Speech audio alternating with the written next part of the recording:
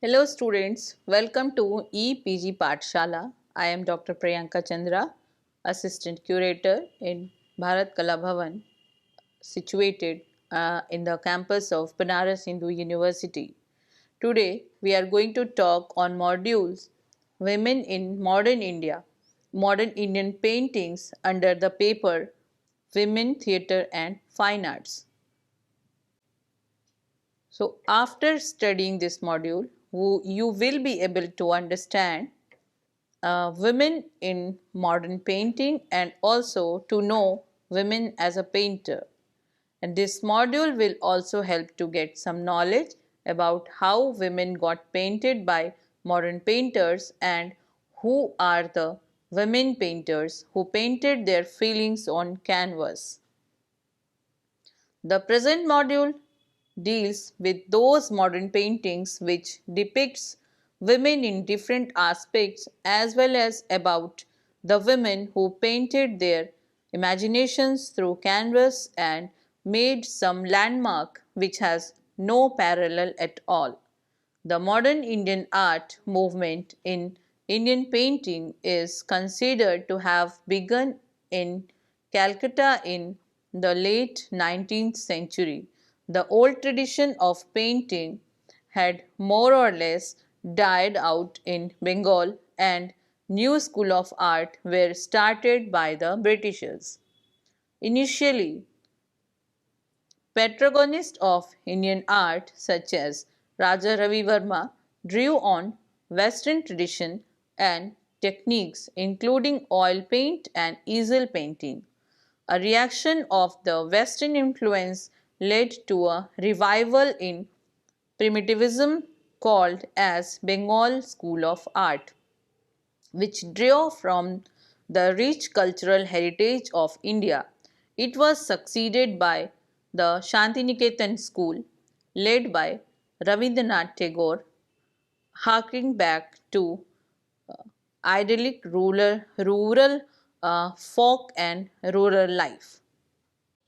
Oil and easel painting in India began in 18th century, which saw many European artists such as Zoffany, Cattle, Hodge, Thomas and William Daniel, Joshua Reynolds, Emily Eden and George Chenery coming out to India in search of fame and fortune.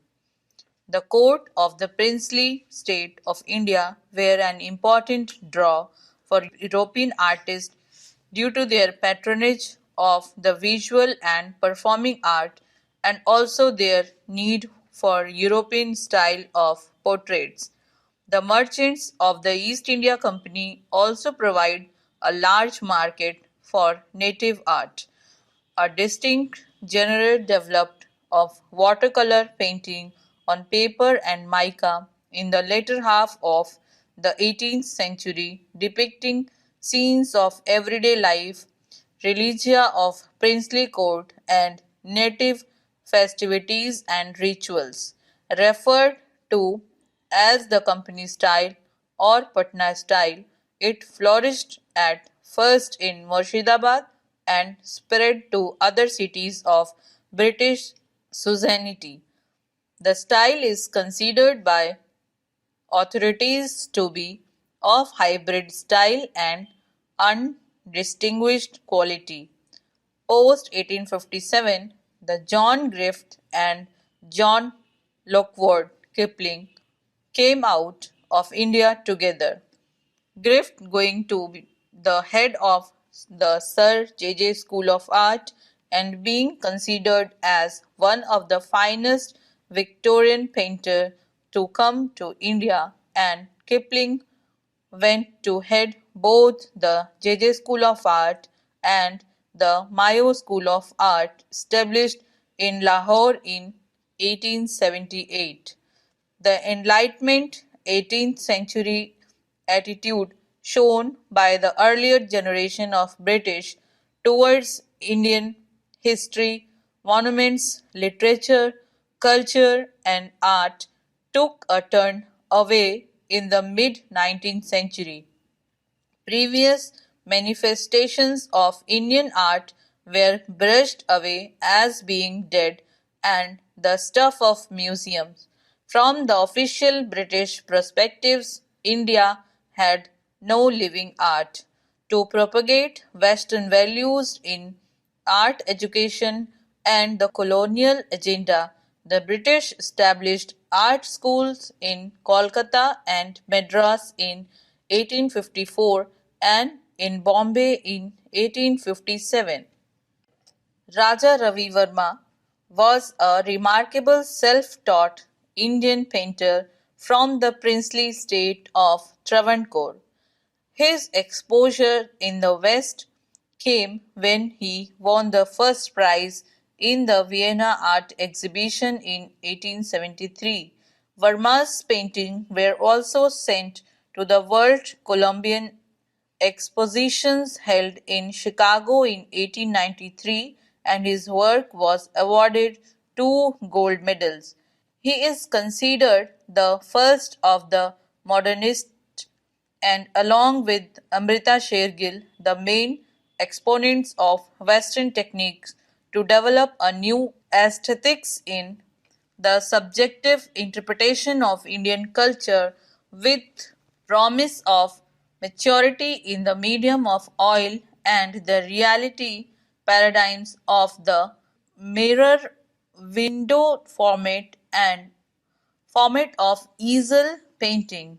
Some other prominent Indian painters born in the 19th century are Mahadev Vishwanath Dhurandhar, Antonio Xavier Trindade, Mankar Fraxting Pithawala, Sovarlan Lakshman Haldar, and Heman Mazumdar. The work of Verma was considered to be among the best examples of the fusion of Indian tradition with the techniques of European academic art in the colonial nationalist framework of the 19th century. He is most remembered for his paintings of beautiful sari clad women who were portrayed as shapely and graceful. Verma became the best known allegorist of Indian subject in the depiction of scenes from the epics of Mahabharata and Ramayana. Raja Ravi Verma considered his work as establishing a new civilizational identity within the terms of 19th century India. He aimed to form an Indian canon of art in the manner of those of the classic Greek and Roman civilizations. Verma's art came to play an important role in the development of the Indian national consciousness. Verma purchased a printing press which churned out Olaf copies of these paintings, which graced the middle class home of India many decades after he died. Considered a genius in the heavenly, within a few years of his passing, Verma's painting came under severe stricture of mimicking Western art. Raja Ravi Verma died in 1906 at the age of 58. He is considered among the greatest painters in the history of Indian art. The Bengal School of Art. During the colonial era, Western influence had started to make an impact on Indian art. Some artists developed a style that used Western ideas of composition, perspectives, and realism to illustrate Indian themes. Raja Ravi Verma began prominent among them. The Bengal school arose as an avant-garde and nationalist movement reacting against the academic art styles previously promoted in India, both by Indian artists such as Verma and the British art schools. Following the widespread influence of Indian spiritual ideas in the West, the British art teacher Ernest Binfield Havel attempted to reform the teaching methods at the Calcutta School of Art by encouraging students to imitate Mughal miniatures. This caused immense controversy, leading a strike by students and complaints from the local press, including from nationalists who considered to be a retrogressive move. Havel was supported by the artist Avanindranath Tagore, a nephew of the poet Ravindranath Tagore. Avanindranath painted a number of works influenced by Mughal art, a style that he and Havel believed to be expressive of India's distinct spiritual qualities as opposed to the materialism of the West.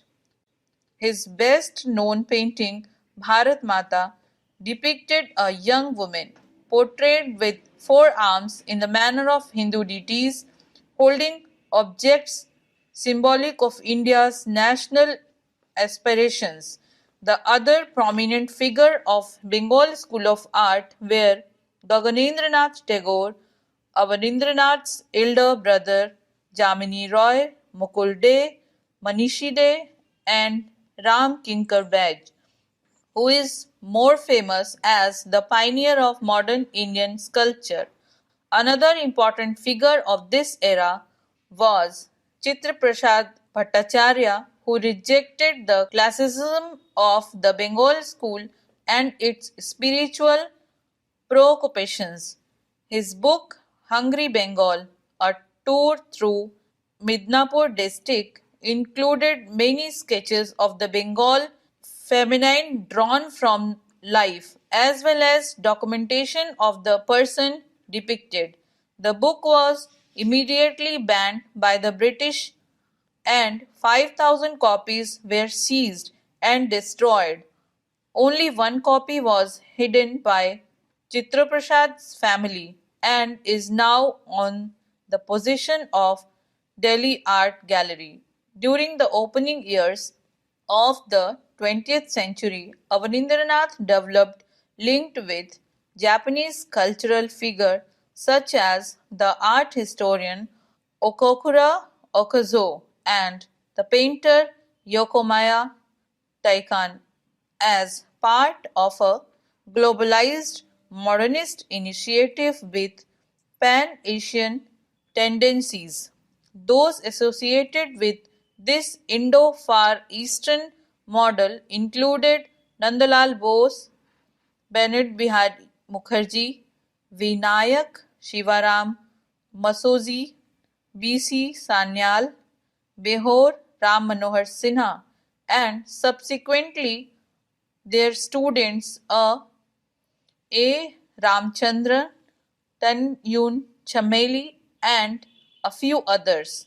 The Bengal school's influence on Indian art scene gradually started elevating with the spread of modernist ideas post-independence. Sriraj Jamini Roy was an Indian painter. He was honored with the State Award of Padma Bhushan in 1955. He was one of the most famous pupils of Avanindranath Tagore, whose artistic originality and contribution to the emergence of modern art in India remains unquestionable. His new style was a reaction against the Bengal school and Western tradition. His underlying quest was threefold: to capture the essence of simplicity embodied in the life of folk people, to make art accessible to a wider section of people, and to give Indian art its own identity. Jamini Roy's paintings were put on exhibition for the first time in the British India Street of Calcutta in 1938. During 1940, his popularity touched new height with the Bengali middle class and the European community becoming his main celestial. In 1946, his work was exhibited in London, and in 1953, in the New York City, he was awarded the Padma Bhushan in 1954. His work has been exhibited extensively in international exhibitions and can be found in many private and public collections, such as in the Victoria Albert Museum, London. He spent most of his life living and working in Calcutta. Initially, he experimented with Kalighat paintings but found that it has ceased to be strictly a patua and went to learn from village patua. Consequently, his techniques as well as the subject matter was influenced by traditional art of Bengal. He preferred himself to be called as Patua. Jamini Roy died in 1972. He was survived by four sons and a daughter. Currently, his successors stay at home he had built in Boligius Place, Kolkata.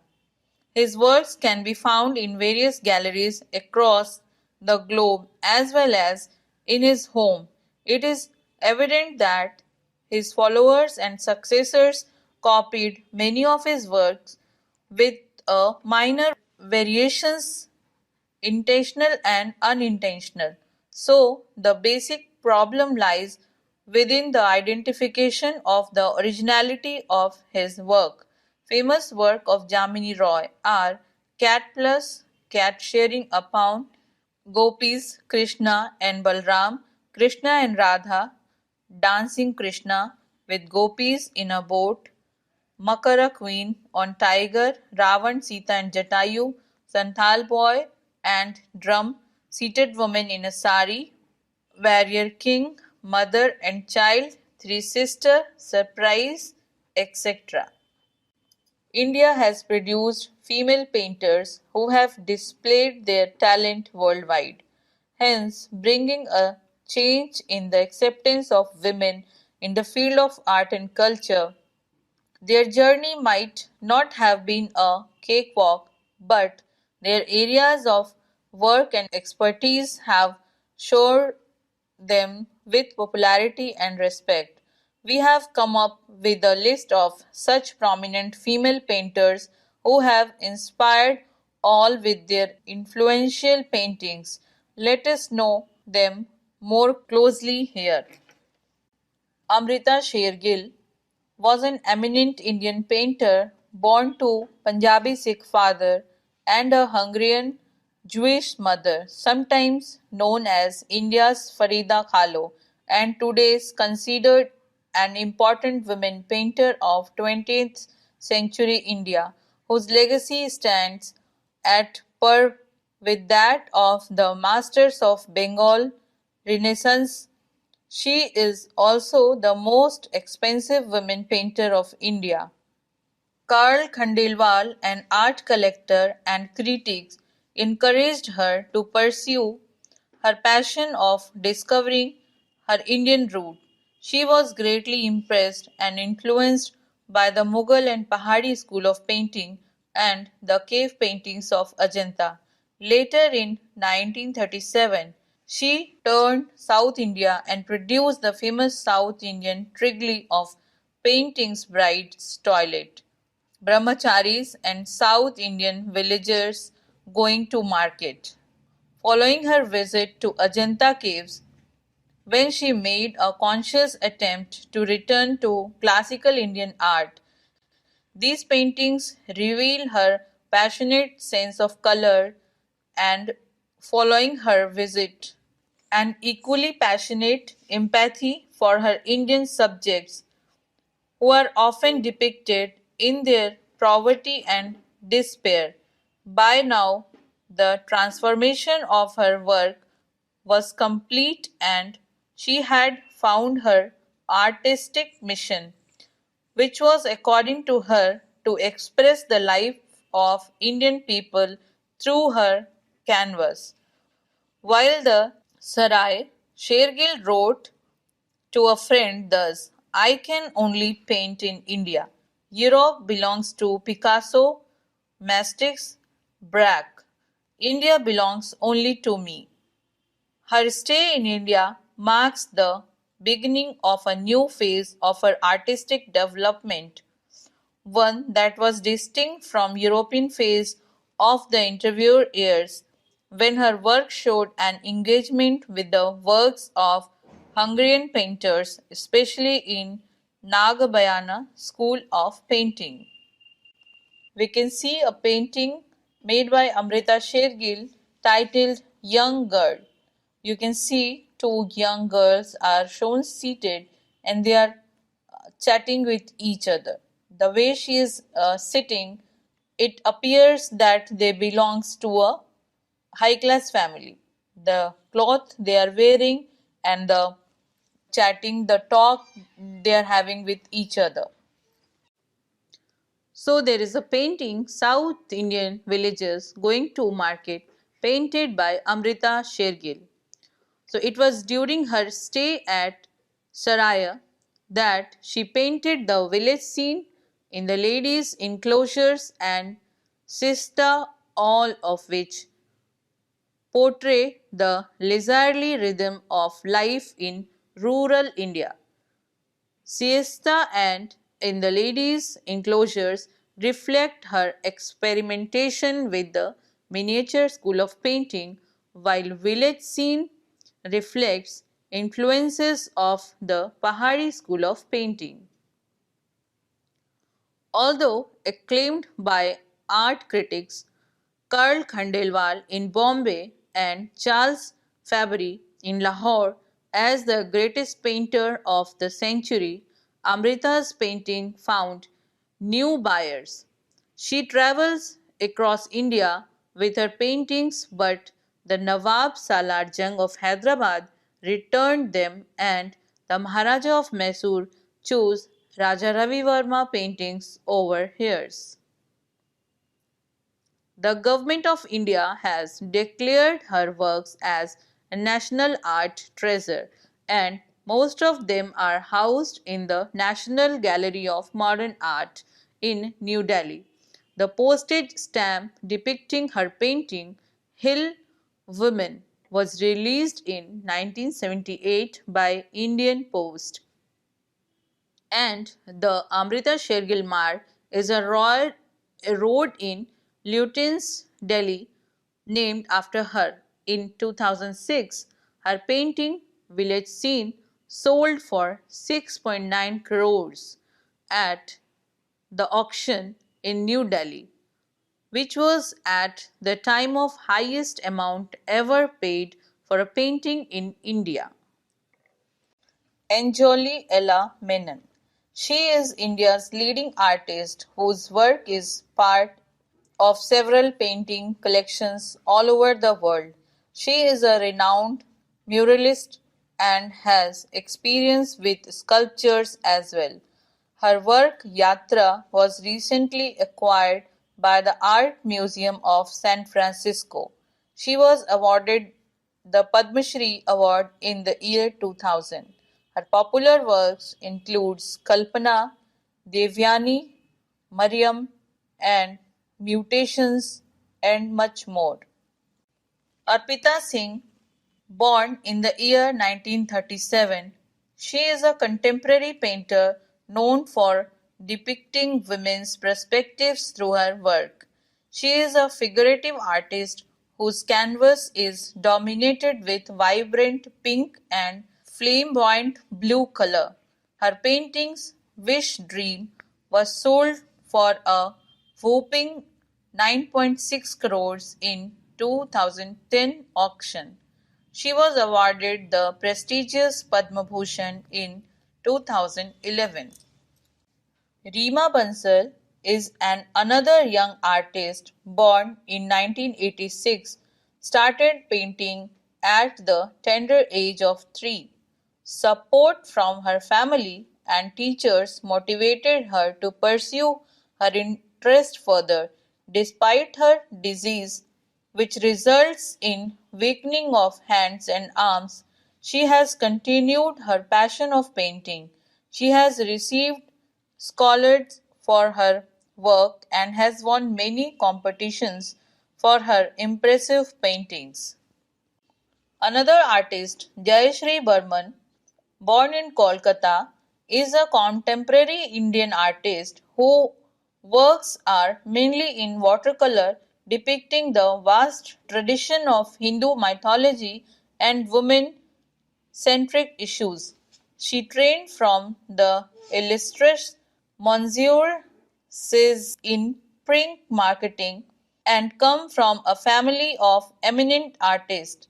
She helped organize the exhibition The Family, where she exhibited the work of her family members. There is another young painter, Nalini Malani, whose paintings depicted social and political issues influenced from her experiences as a refugee during the partition of India. She has been innovative and accommodating new mediums with her works. She has established herself as a multimedia artist and always tries to sync the modern technology with conventional style of painting. Another important painter, that is Nilima Sheikh, her painting addresses women centric issues. Her popular work series, When Champa Grew Up, consisted of 12 tempera paintings narrating the story of a young girl and her hardship. Her work includes diverse style of painting from the hand-held miniature to conventional paintings. Born in Baroda in 1945, she has displayed her talent since her first solo exhibition held in 1983. By the time of independence in 1947, several scholars of art in India provided access to modern techniques and ideas. Galleries were established to showcase these artists. Modern Indian art typically shows the influence of Western styles, but it often inspired by Indian themes and images. Major artists are beginning to gain international recognition, initially among the Indian diaspora but also among non Indian audiences. The Progressive Artist Group, established shortly after India became independent in 1947, was intended to establish new ways to expressing India in the post colonial era. Its founder was Francis Newton Souza and S. H. Raza, M. F. Hussain, and Manishi De were early members. It was profoundly influential in changing the idiom of Indian art. Almost all the major artists of India in 1950s were associated with the group. Prominent among them were Akbar Padmasi, Sadanand Bakre, Ram Kumar, Tayyab Mehta, K. H. Ara, H. A. Grade, and Bal Chabda. In 1950, V. S. Gaitonde, Krishna Khanna, and Mohan Samant joined the group. The group disbanded in 1956. Other famous painters like Narayan Sridhar Bendre, K. K. Haber, K. C. S. Panikkar, Sanikho Chaudhary, Antonio Satish Gujral, Vikas Bhattacharjee, Jahangir Sabwala, Shakti Burman, A. Ramchandran, Ganesh Pion, Nirod Majumdar, Ghulam Muhammad Sheikh, Jahar Das Gupta, Prakash Karmakar, John Wilkinson, Vivan Sundaram, Jordan Chaudhary, Jagdish Swaminathan, Jyoti Bhatt, Bhupen Kakkar, Jairam Patel, Narayan Ramchandran, Paramjit Singh, Pranav Barua, Dom Martin, and Vijon Chaudhary enriched the art culture of India, and they have become the icons of modern Indian art. Women artists like B. Prabha, Shanu Lahiri, Arpita Singh, Anjoli Ella Menon, and Lalita Lakshmi have made immense contribution to modern Indian art and painting.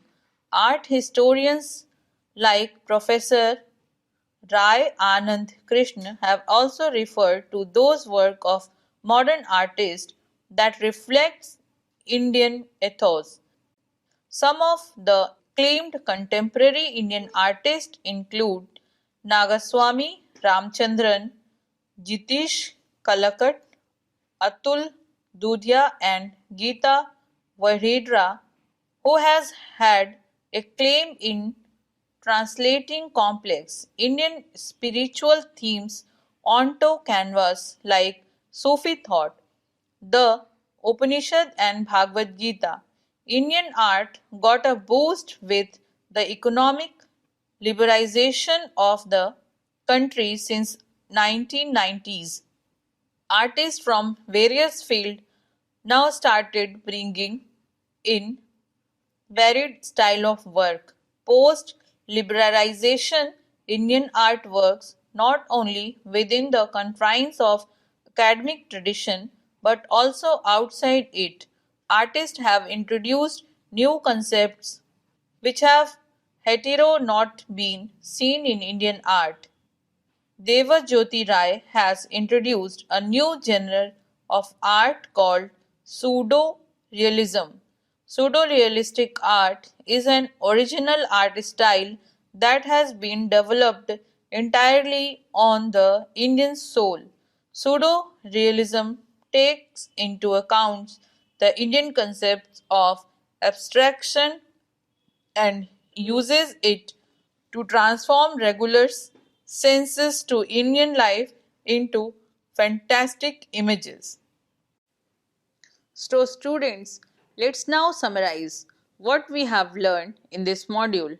So, in post liberalization India, many artists have established themselves in the international art market, like the abstract painter Natwar Bhavasagar abstract, art painter Navkishore Chanda, and sculptor Anish Kapoor, whose mammoth post minimalized artwork have acquired attention for their sheer size.